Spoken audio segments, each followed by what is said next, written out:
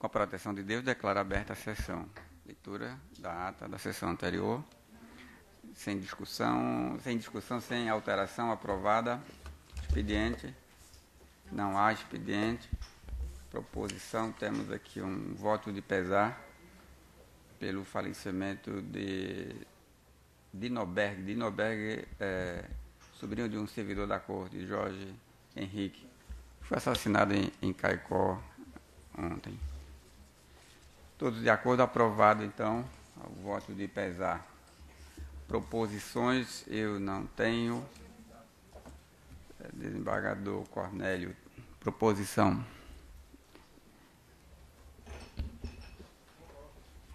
Sim, então não. Então, concordo pela aprovação da que foi feita. Doutor Glauber. Senhor presidente, eu não pude ir, mas eu tenho certeza que a biblioteca do tribunal receberá um exemplar. O lançamento do livro da doutora Lígia ontem à noite. Vi pelas redes sociais, foi um sucesso. Parabenizo a eminente servidora pelo lançamento do livro. Essa é a proposição, senhor presidente. Um voto de parabéns, de congratulação. Moção é coisa ruim, então não é um voto de parabéns. Moção geralmente é de desagravo ou de solidariedade. Né? Então, aprovado aí o registro para a servidora Lígia. Doutor André. Só me acostando, senhor presidente, as proposições já efetuadas. Zé Dantas. Também me acosto, senhor presidente, as homenagens especialmente à doutora Lígia. Doutor Luiz Gustavo. Do mesmo modo, senhor presidente, eu me acosto ao que já foi proposto e proponho aqui também um voto de congratulações pela passagem do natalício do desembargador Virgílio Fernandes, que foi presidente dessa corte e hoje aniversaria o natalício de sua excelência. Muito bem. Todos de acordo com os parabéns aí ao desembargador Virgílio. Doutor Vladimir. Senhor presidente, além de me associar a tudo que já foi proposto, inclusive porque votei concordando, eu proponho um voto de congratulações deste tribunal para os novos dirigentes do TSE. E aí não só a ministra Rosa Weber, que assume a presidência na data de hoje, como também o ministro Luiz Roberto Barroso, que assume o cargo de vice-presidente, e o ministro Jorge Mussi, que assume o cargo de corregedor geral eleitoral. Todos de acordo com a proposição? Acompanho, senhor presidente. Com a participação associativa aqui do Ministério Público. Com relação ao livro da doutora Lígia, queria dar os parabéns. Eu compareci ontem, adquiri meu exemplar, que eu acho que toda pessoa que está estudando direito eleitoral é obrigatória a aquisição desse livro, mas também homenagear o coautor, né? O juiz de direito, Jarbas Bezerra, que foi juiz dessa corte também. Já vai é bem a 28ª edição, né? É a 8ª edição, sempre atualizadíssima. Esse aqui é também um registro que merece ser feito, não só o fato do lançamento de ontem, mas da constância. A cada eleição é feita uma nova atualização e tem sido mantida essa regularidade, que não é comum, né, em publicações do gênero. Mas parabenizar não só o lançamento de ontem, mas a persistência da doutora Lígia e do doutor Jarbas. Muito bem, então, passamos aos processos judiciais. Há 2 processos na pauta de hoje. O primeiro, o 377, recurso eleitoral 377-09, relatoria do Dr. Vladimir Capistrano, que tem a palavra.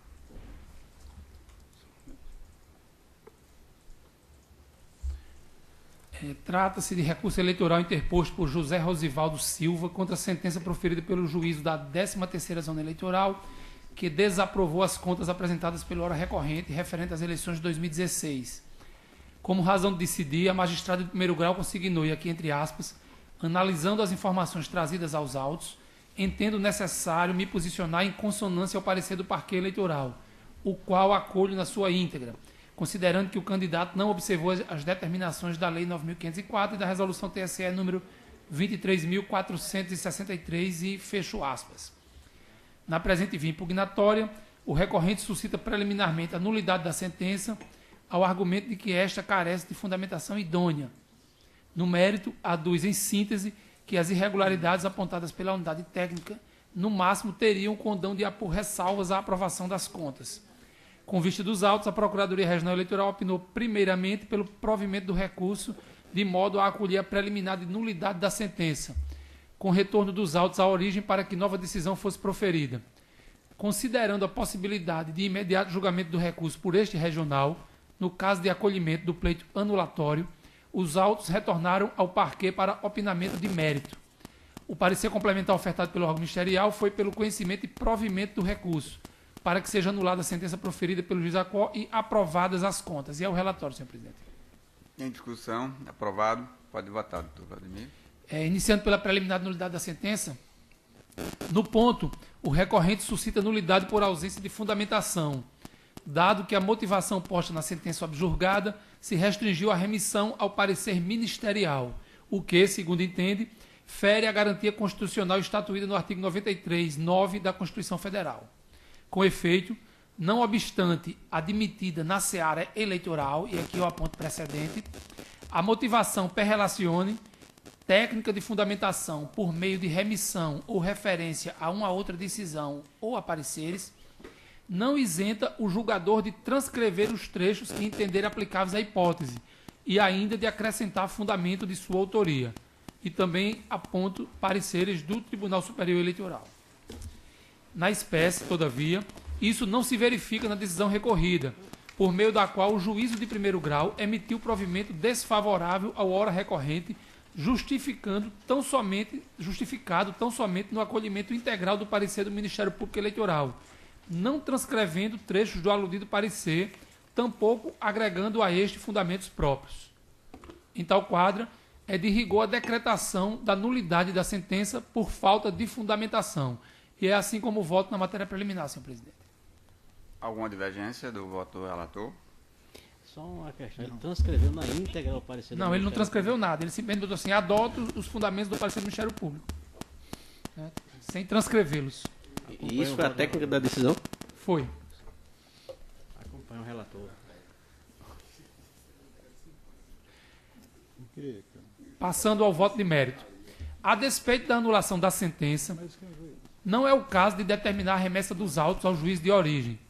É que a Lei 13.105, que instituiu o novo Código de Processo Civil, incorporou ao ordenamento processual pátrio a teoria da causa madura, segundo a qual o tribunal deve decidir desde logo o mérito quando, dentre outras hipóteses, estando o processo em condições imediatas de julgamento, decretar a nulidade da sentença por falta de fundamentação.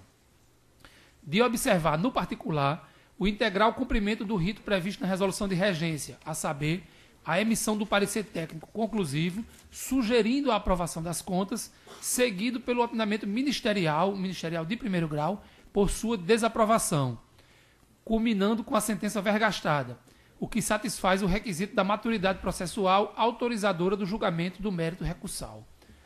Na hipótese, tem-se os seguintes pontos controvertidos identificados no parecer técnico preliminar. O primeiro ponto é a inconsistência entre a doação direta recebida e a informação prestada pelo doador, que era o candidato a prefeito, essas contas aqui são de um candidato a vereador, verificada em confronto por meio do SPCE, Sistema de Prestação de Contas Eleitorais, Cadastro. E aqui eu trago dois quadros, o quadro constante nesta prestação de contas, em que foi indicado pelo prestador destas contas aqui, o donatário, o recebimento de doação estimável em dinheiro no valor de R$ 734,40. E o quadro seguinte, que é a informação prestada na prestação de contas do doador, o candidato a prefeito, em que consta R$ 225 como o valor estimável. Isso aqui foi identificado pelo confrontador do SPCE Cadastro. Sobre essa impropriedade, consignou o parecer ministerial de primeira instância, tomado como fundamento para a sentença, que o candidato não colacionou aos autos qualquer documento que comprovasse a licitude da diferença de cerca de R$ 500 supostamente doados por Pedro Salles Belo da Silva, que era o candidato a prefeito.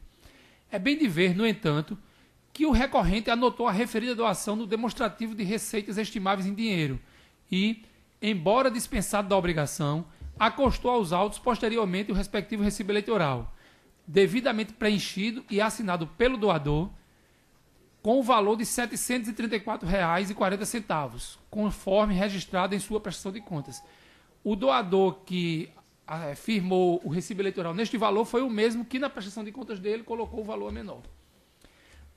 Logo, tendo-se desincumbido do que lhe competia, não se justifica impor ao candidato donatário o ônus pretendido pelo parquê de primeiro grau, devendo a análise da informação prestada pelo candidato doador ser realizada em sua respectiva prestação de contas, na do doador e não da do donatário que comprovou que o valor estava correto. Nesse sentido, por pertinente, colaciona-se o seguinte precedente. Eu aqui aponto o precedente da relatoria do desembargador Ibanez, julgado recentemente em 10 de maio. Nesse cenário, portanto, resta superada a ventilada impropriedade. E aqui eu quero destacar, apesar de não estar no voto impresso, é que aparentemente, e eu não consigo nem de voto impresso porque apenas aparentemente, é assim, isso é uma dedução que eu fiz da análise das informações constantes no SPCE, o doador, quando informou essa doação ao candidato donatário, que é o atual prestador de contas, ele fez várias informações de doações, que somadas equivalem a esse valor aqui informado pelo prestador destas contas. No entanto, o sistema só fez a confrontação de uma dessas doações com a desse processo, porque o recibo, quando o doador fez a informação, ele informou o recibo apenas para esta primeira. Ou seja, houve um erro de preenchimento por parte do doador. Mas se somarmos essas 4 doações que ele indicou, o valor vai ser o mesmo. Eu não consigo nem no voto impresso, porque isso é uma dedução que a gente fez a partir da análise das informações do SPCE Cadastro. Mas, aparentemente, foi apenas um erro de cadastramento por parte do doador. E, ainda que não fosse, a documentação comprobatória da doação está no valor apontado neste processo de prestação de contas. O segundo ponto apontado pelo órgão técnico, a omissão de despesa detectada pela base de dados da Justiça Eleitoral, obtidas por meio de circularização, informações voluntárias de campanha e contrastes com notas fiscais eletrônicas. Acerca da segunda irregularidade, o órgão ministerial ACO asseverou que não houve comprovação do cancelamento da nota fiscal número tal, no valor de R$ 400, o que prejudicaria a veracidade dos esclarecimentos prestados pelo requerente. Compulsão dos autos, contudo, verifica-se que o candidato, quando instado a se pronunciar acerca das falhas apontadas no parecer técnico preliminar, fez prova do requerimento de sustração da nota fiscal debatida, mediante juntada de ofício dirigido ao coordenador de tributos da Secretaria Municipal de Tributação de Parnamirim, o que sana a impropriedade apontada, nos termos da jurisprudência deste regional. E aqui eu aponto o julgamento da prestação de contas 144/51, julgado em 27 de novembro de 2017, e do recurso eleitoral 584/20, julgado em 21 de setembro de 2017. Urge ressaltar, ademais, que o efetivo cancelamento da nota fiscal foi adequadamente demonstrado pelo ora recorrente quando, por ocasião da interposição do recurso, apresentou cópia do despacho da autoridade tributária invalidando o referido documento. De modo que, também no presente tópico, resta afastada a inconsistência. Em tal quadra, em que se verifica com clareza o saneamento das irregularidades apontadas no parecer técnico preliminar, a aprovação da prestação de contas é medida de rigor. Ante o exposto, em consonância com o parecer da Procuradoria Regional Eleitoral, voto pelo conhecimento e provimento do recurso, de modo a anular a sentença prolatada e, nos termos do artigo 1013, parágrafo 3º, 4º do CPC, julgar aprovadas as contas de campanha de José Rosivaldo Silva. E é como voto, senhor presidente. Todos de acordo com o voto? Com o relator. Com o relator. Senhor presidente, até um fato que é curioso, eu lembro, não sei se foi nesses precedentes, se essas discussões ocorreram nesse precedente do doutor Vladimir, eu lembro que logo quando eu cheguei à corte, a gente discutiu sobre essa questão da viabilidade da regularização da nota fiscal, que pelo menos o pedido deveria existir, né? A gente fez alguma discussão sobre isso. No caso, houve não só o pedido, como houve efetiva regularização e a parte, como prova de boa-fé, veio e demonstrou que também tinha sido cancelada a nota fiscal, não é isso? Ou seja, a conduta que se espera do prestador de contas zeloso, que é esse caso. Ficou muito bem fixado, como Vossa Excelência lembrou, que não basta a afirmação de que aquele tem que ter um ato do concreto destinatário da nota fiscal de que ele procedeu a necessário cancelamento daquela nota. Como disse Vossa Excelência, no caso, ele apresentou o protocolo que fez perante a Secretaria de Tributação e, posteriormente, o despacho do secretário anulando a nota fiscal. Exatamente. Perfeito. Decidido conforme o voto do relator, à unanimidade. E temos agora, então, um processo no PJE que é o de número 0600-126-10, 2018, que tem como parte João Gentil de Souza Neto e o Partido Verde. É o pedido de desfiliação de partidária. Doutor André. Senhor presidente, processo já identificado por Vossa Excelência. É um pedido de justificação de desfiliação partidária com pedido de tutela de urgência para fim de desfiliação partidária sem a perda do mandato eletivo ajuizada por João Gentil de Souza Neto em face do Diretório Estadual do Partido Verde, no Rio Grande do Norte. Na peça inicial, o peticionante alega que foi eleito vereador no município de Mossoró pela agremiação referida, a qual, após algumas divergências internas, assentiu a sua desfiliação sem prejuízo da manutenção do mandato eletivo conquistado nas eleições. Para comprovar a anuência partidária, anexa à inicial carta de autorização de anuência para desfiliação partidária com reconhecimento de justa causa, subscrita pelo presidente do Diretório Estadual do Partido Verde. Ao final, visando obter efetiva segurança jurídica para sua desfiliação, requer a declaração de existência de justa causa para se desfiliar ao PV sem a perda do mandato. Requereu ainda a tutela provisória antecedente de urgência ao argumento de que pretendia disputar o pleito geral de 2018 por outro partido, devendo comprovar a nova filiação até 7 de abril de 2018. O pedido de tutela antecipada foi deferido por este relator em decisão proferida em 27 de março de 2018. Regularmente citado, o partido demandado manteve-se inerte. Instada, a Procuradoria Regional Eleitoral manifestou-se pela procedência do pedido. É o relatório, senhor presidente. Então, por isso que altera aqui. Ok, todos de acordo, então, com a proposta de voto do... Ele estava no relatório, presidente, mas o relatório é autoexplicativo. Pois né? é. Ele já traz aqui a carta de anuência, já traz aqui citado e revel e encaminha o voto, senhor presidente, pelo acolhimento do pedido apenas e confirmando a liminar concedida.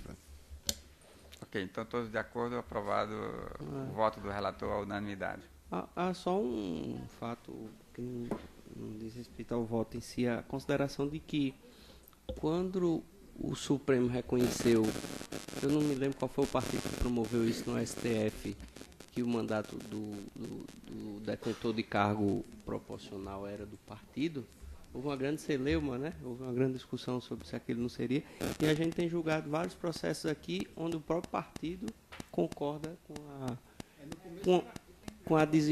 a desfiliação, né? Na verdade, todos os casos, pelo menos dos que eu participei, a aquiescência do partido. Isso chega a ser bastante incoerente. E na minha ótica, e parece que na doutora Cibele também, que ela tem sempre ressalvado nos pareceres dela, essa causa, vamos dizer assim, de fuga partidária sem perda de mandato, ela não teria, encontraria guarida naquelas decisões do Supremo. Mas o TSE consagrou e ficou valendo. É como essas janelas partidárias. Também na leitura que a gente faz da decisão do Supremo, as janelas partidárias seriam inconstitucionais. Mas até agora não foi provocado, e eu acho que não será, porque já está valendo há bastante tempo, e os partidos ficam encontrando caminhos para burlar a regra mesmo que eles provocaram a criação. Né? E é interessante que algumas das desfiliações são de, por assim dizer, políticos proeminentes de determinados partidos, né? Onde há essa concordância. Mas, enfim, a política vai achando seu caminho. Decidido à unanimidade. Temos, por último, um processo administrativo no PJE, que é uma minuta de resolução apresentada pelo desembargador presidente, apenas dando lotação às funções que foram remanescentes das zonas eleitorais distintas e lotando-as na presidência e na corregedoria. Temporariamente, enquanto são criadas outras zonas ou postos de atendimento conforme a resolução do TSE. Essa parte é apenas administrativa de alteração da norma e aprovação dessa resolução. Então, se todos estiverem de acordo, já vi que há alguns votos proferidos.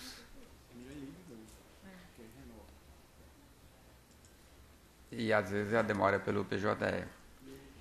Mas enquanto são proferidos os votos, temos que fazer o sorteio dos juízes que ficarão de plantão nos finais de semana para efeitos de processos relativos à propaganda eleitoral, já a partir do próximo final de semana.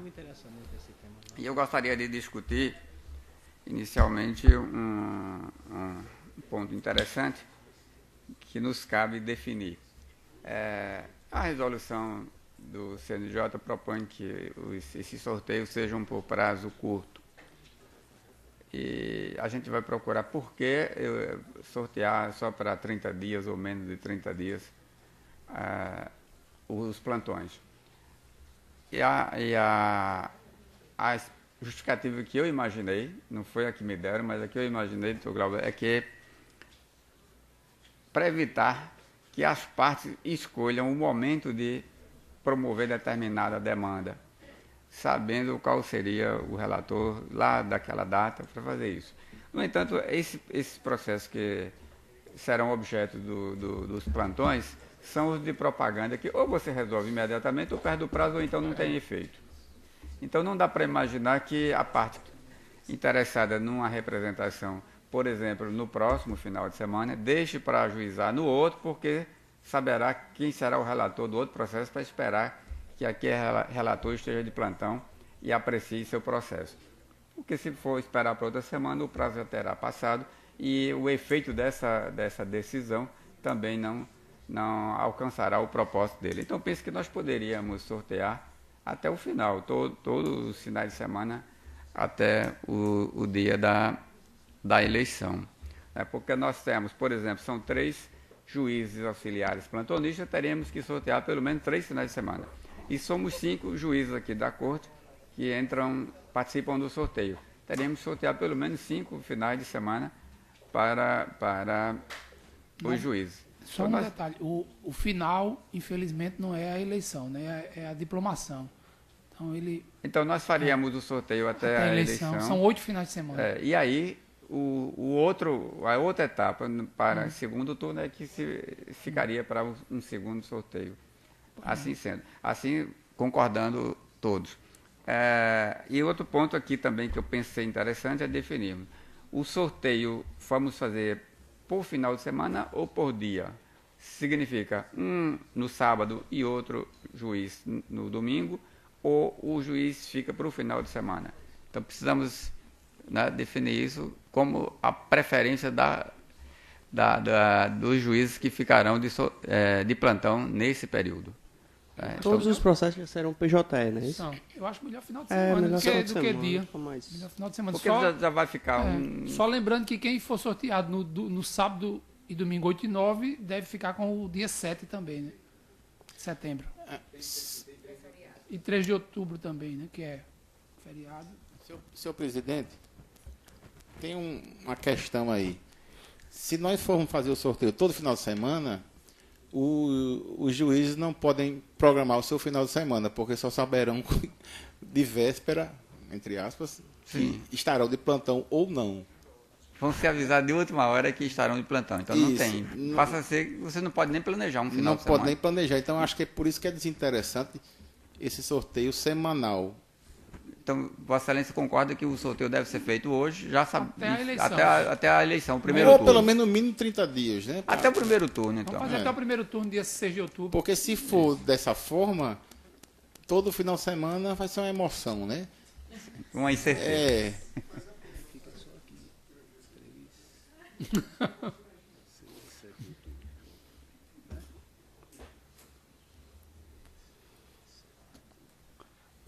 Presidente, e mais uma proposta. Como o dia 7 de outubro não tem plantão, porque a corte está em sessão permanente. Daí não considera plantão. Aí o juiz que fica responsável pelo dia 6 ficaria também pelo dia 3, que é o meio de semana e é feriado. Perfeito.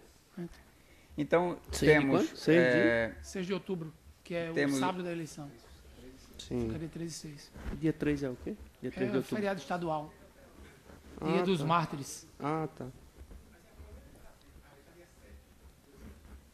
Tá, então podemos fazer o sorteio assim? Vamos começar? Vamos sortear primeiro os juízes da corte. Plantão para o dia... Começando dia 18 e 19. Próximo final de semana. Inaugurando o sorteio naquele momento em que começa com o maior número de processos, porque a briga já começa grande. Nos primeiros momentos, Luiz Gustavo.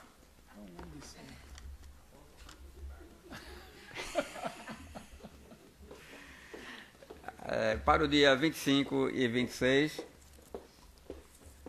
José Dantas de Paiva. Não deixe nada, né? Aí vamos para setembro.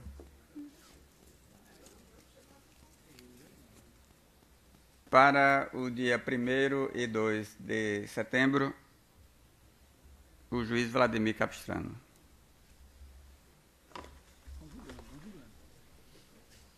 Isso é bom uma pesquisa, assim, para não deixar publicar. Para o dia 7 e 8 e 9. 7, 8 e 9 aqui por conta do feriado do dia 7. Então, esse juiz André Pereira pegou o feriadão. Porque Vossa Excelência foi o que questionou, tá vendo? Tá? Então, ganhou, foi premiado por isso. E o último não precisa sortear, que é Dr. Glauber, para o dia 15 e 16. Agora vamos repetir o sorteio, porque agora nem todos serão premiados com o sorteio. Né? Então, 3, mais 3. Doutor André já está olhando ali para mim, cruzando os dedos, para ele não ser sorteado nessa segunda vez, porque ele já pegou um sorteio de 3 dias e pega outro de 2. Né?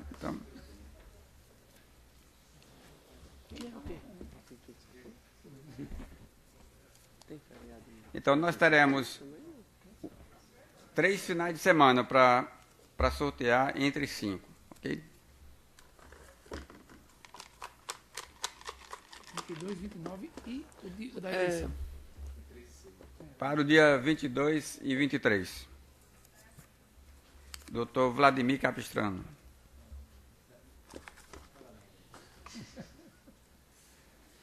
Para o dia 29 e 30, Luiz Gustavo Schmidt. Senhor presidente, tem uma questão de ordem aqui. Nesse final de semana que eu fui sorteado, não no final de semana, mas do dia 12 ao dia 14, eu estarei em Brasília, no evento do CJF. Minha pergunta é se teria algum problema, porque eu poderia realizar isso de longe, a partir da sexta tarde, mas como eu estarei afastado, aí provavelmente o doutor Almir virá para o meu lugar. Não é isso? Então ele faz o expediente normal e eu faço o expediente de plantão. Não é isso? Sim. Certo. Ok. Então, para o dia 3 e 6, doutor André. Isso aí é bom porque dia 6 eu já fiquei de plantão. 3 e 6. É um dia bom. Véspera da eleição, é ótimo. Véspera da eleição. Já não tem mais problema. Isso aí é que tem mesmo. Eu já fiquei de plantão de véspera da eleição, é ótimo.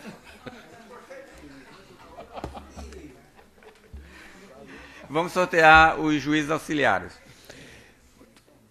Terminou agora? Agora eu posso falar? O bom é que agora o doutor André já pode se planejar, né, doutor André?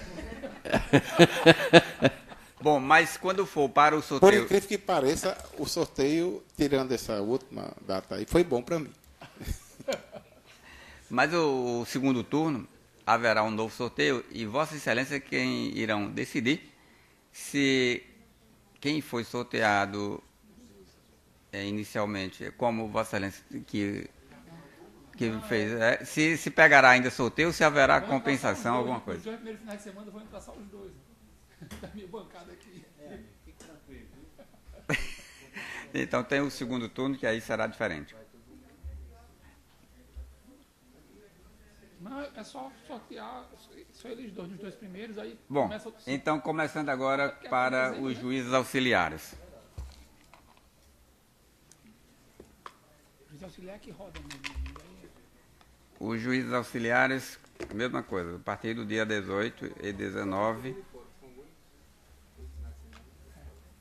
Iniciamos com a doutora Adriana Magalhães. 18 e 19. E esse aqui tem que repetir mais porque São 3. só são 3.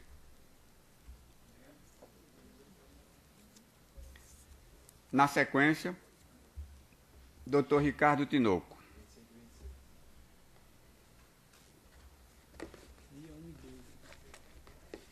E,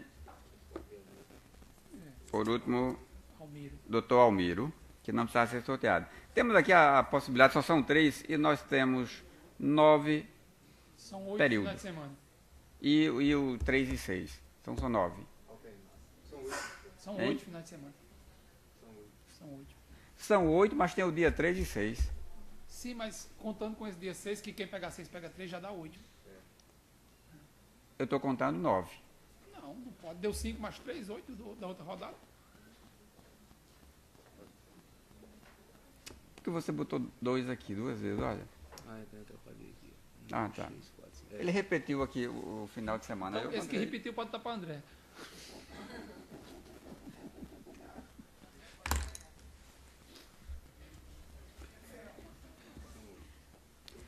Então precisamos sortear porque um vai ficar fora, né? Um vai ficar na boa.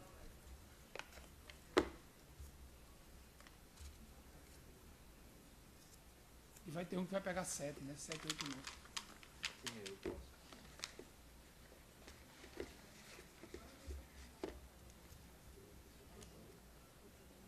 Então, para o dia 7 e 8 de setembro, a doutora Adriana. 7, 8, 9, Adriana.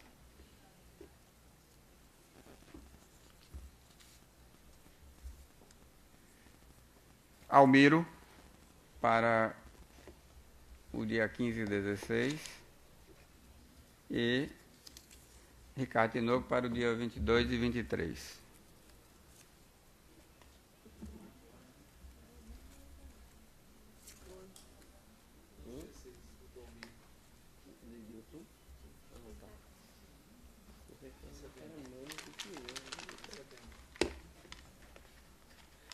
Agora o sorteio é exclusivo, é excludente. Doutora Adriana quer sempre ser a primeira. Doutora Adriana para o dia 29 e 30. E doutor Almiro para o dia 3 e 6. Para os dias 3 e 6.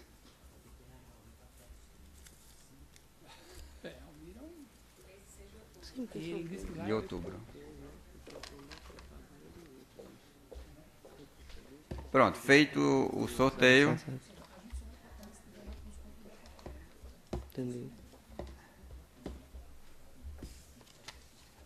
É possível ajustar a necessidade de cada um mediante permuta de sorteio. Então, a representação de propaganda vai primeiro para eles. Conforme a conveniência. Se for mandado de segurança de contrato deles, alguma coisa assim. Eu botei. Está definido, né, doutor André? Tenho certeza, os dois, tanto administrativo como eu. Ótimo. Bom, concluímos os processos e as decisões administrativas de hoje. Agradeço a todos. Está encerrada a sessão.